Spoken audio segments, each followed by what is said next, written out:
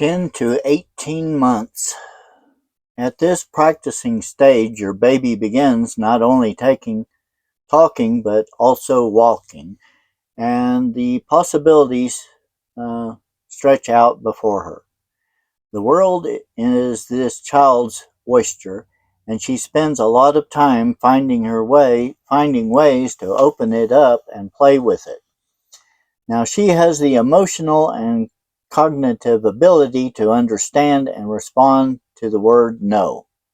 Boundaries have both having and hearing limits become increasingly important during this stage. Allowing the no muscle to begin developing is crucial at this stage. No is your child's way of finding out whether taking responsibility for her life has good results or whether no causes someone to withdraw. As parents learn to rejoice in their baby's no, at this same time you have the delicate task of helping your child see that she is not the center of the universe. There are limits in life.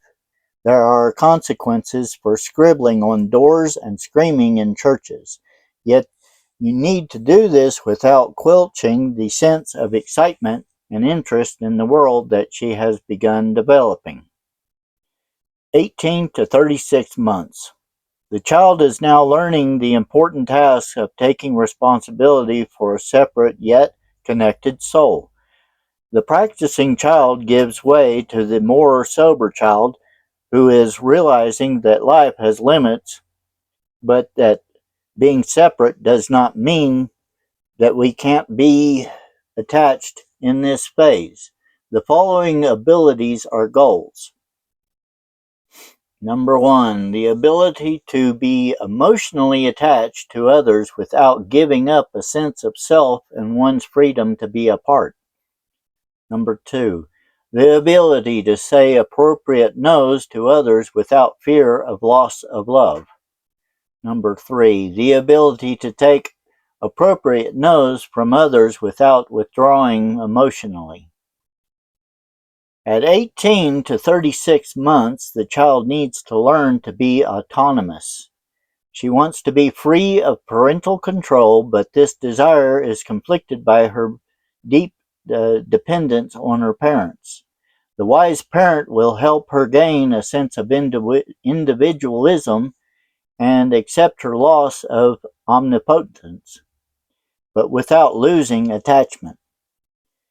To teach a child boundaries at this stage, you need to respect her no whenever appropriate, yet maintain your own firm no. It's easy for you to try to win all the skirmishes, but there are simply too many. You will end up losing the war because you've lost the big picture, the attachment. Don't waste your energy trying to control a random whirlwind. Pick your battles carefully and choose the important ones to win. Wise parents will rejoice in children's fun times, but will constantly and uniformly keep solid limits with the practicing child. At this age, children can learn the rules of the house as well as the consequences of breaking them. One workable process of discipline is listed below. Number 1, first infraction. Tell the child not to color on the bed sheet. Try to help the child meet her need in another way, using a coloring book or a pad of plain paper to color on instead of a bed sheet, for example. Number 2, second infraction.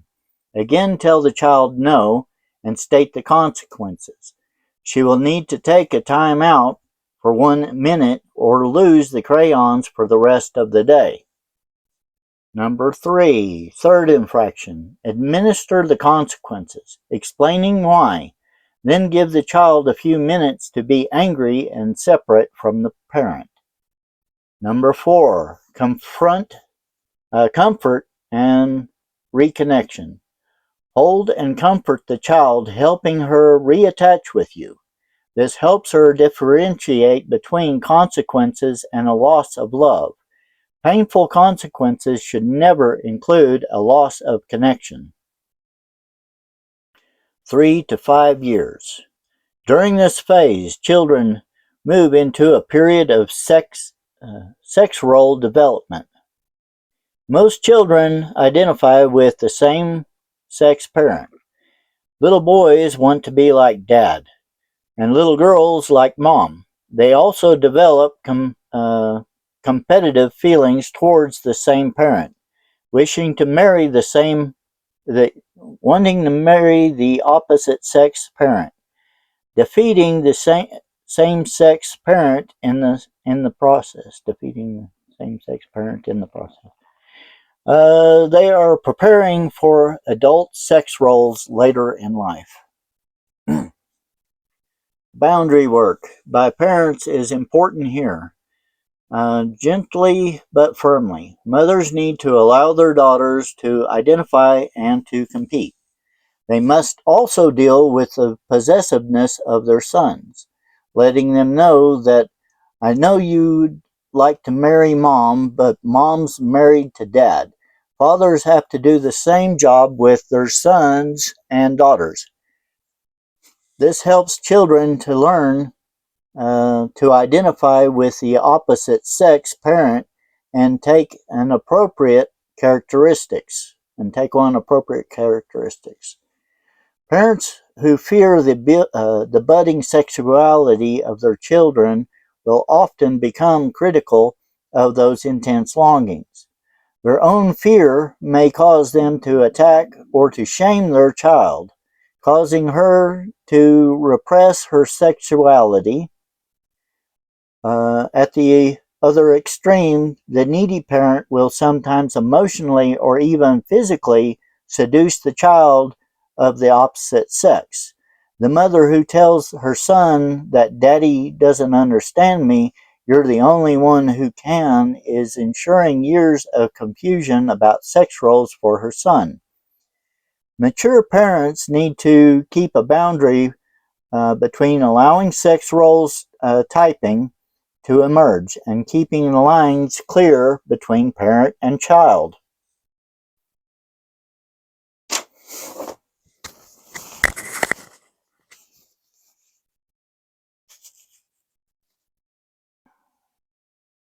Six to 11 years.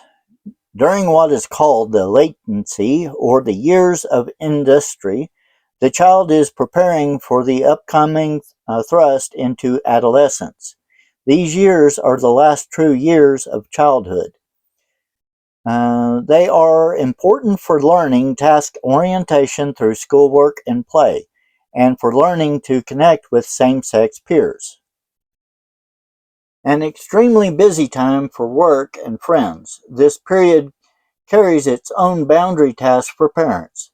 Here you need to help your kids establish the fundamentals of tasks, doing homework, house chores, and projects. They need to learn planning and the discipline of keeping a job until it's finished. They need to learn such boundary work as delay of gratification, goal orientation, and budgeting of time. 11 to 18 years.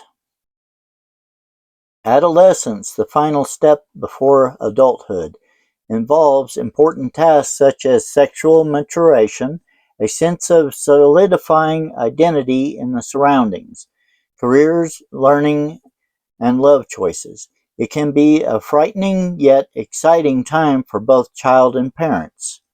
By this point, the departing process should have begun. Things are beginning to shift between you and your youngster. Instead of controlling your child and influence her, you increase her freedom as well as responsibility. You renegotiate restrictions, limits, and consequences for more flexibility. All of these changes are like the countdown of a NASA space shuttle. You are preparing for the launching of a young adult into the world. Wise parents keep the imminent imminent catapulting of their teen into the society in the back of their minds at all times. The question they must always struggle with is no longer how can I make them behave, but rather how can I help them survive on their own. Teens need to be setting their own relational scheduling, values, and money boundaries as much as possible. And they should suffer real life consequences when they cross their boundaries. The 17-year-old who still needs to be disciplined with social media and phone restrictions may have real problems at college in 1 year. Professors, deans, and resident hall assistants don't impose these kinds of restrictions. They resort to tactics such as failing grades, suspension, and expulsion. If you are the parent of a teen who hasn't had boundary training, you may feel at a loss about what to do. You need to begin at whatever point your teens are. When their ability to say and hear no is deficit, clarifying house rules and consequences can often help in the last few years before the youth leaves home. Symptoms such as the following, however, may indicate a more serious problem. Isolation of the teen from family members. Depressed mood. Rebellious behavior. Continual conflict in family. Wrong type of friends. School problems. Eating disorders. Alcohol use. Drug use. Suicidal ideas or behavior. Many parents observing these problems react either too many boundaries or too few. The too strict parent runs the risk of alienating the almost adult from the home connection. The too lenient parent wants to be the child's best friend, and a time the teen needs someone to respect. At this point, parents should consider consulting a therapist who understands teen issues. The stakes are simply too high to ignore professional help. Types of discipline. Many parents are confused on how to teach children to respect boundaries. They read countless books and articles on spanking, timeouts, restrictions, and allowances. While these issues are beyond the scope of this book, a few thoughts may help organize the searching parent. Number 1, consequences are intended to increase children's sense of responsibility and control over their lives. Discipline that increases your child's sense of helplessness isn't helpful. Dragging a 16-year-old girl to class doesn't build the internal motivation she'll need in 2 years when she's in college. A system of rewards and consequences that help her choose school for her own benefit has much better possibilities for success. Number 2, consequences must be age appropriate. Think thoroughly the meaning of your discipline. A timeout in a chair can be helpful and build structure for a young child, but would be humiliating to a teenager.